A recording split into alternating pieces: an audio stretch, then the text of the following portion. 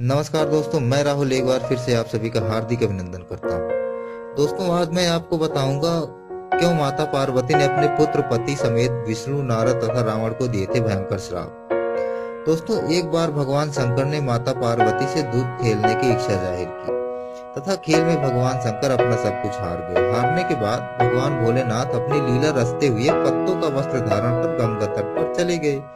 जब कार्तिकेय को यह बात पता चली तो माता पार्वती से सारी वस्तुएं वापस लेने आए। इस बार खेल में माता पार्वती जी हार गईं, अतः कार्तिकेय शंकर जी का सारा सामान लेकर वापस चले गए।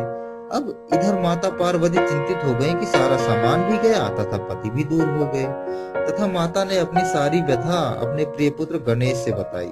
तो मातृभक्त गणेश जी स्वयं खेल खेलने शंकर जी के पास पहुंच गए तथा खेल जीत गए।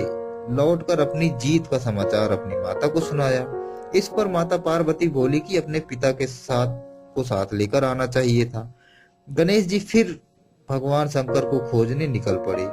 भोलेनाथ से उनकी मुलाकात हरिद्वार में हुई। उस समय भगवान भोलेनाथ भगवान विष्णु तथा कार्तिकेय के साथ भ्रमण कर रहे थे। पार्वती से नाराज होकर भोलेनाथ ने लौटने से मना कर दिया। उधर भोलेनाथ के भक्त रावण ने बिल्ली का रूप धारण करके गणेश के वाहन मूषकराज को डरा दिया, तथा मूषकराज भगवान गणेश को छोड़कर वहां से चंपत हो गए।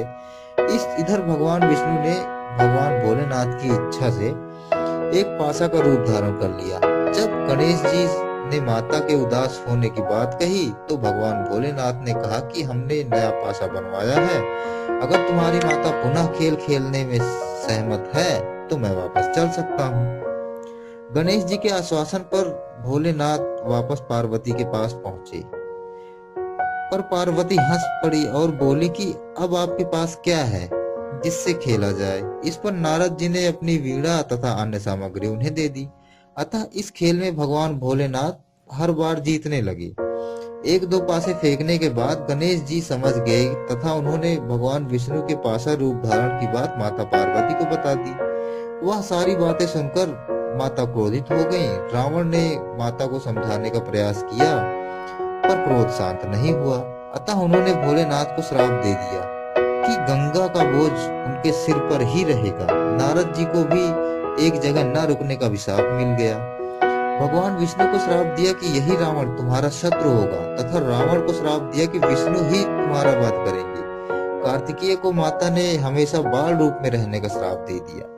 दोस्तों, आपको ये वीडियो कैसी लगी? अगर अच्छी लगी तो हमें लाइक, कमेंट, शेयर जरूर करें, और अगर अभी तक आपने सब्सक्राइब नहीं किया है तो हमारा चैनल जरूर सब्सक्राइब करें। धन्यवाद।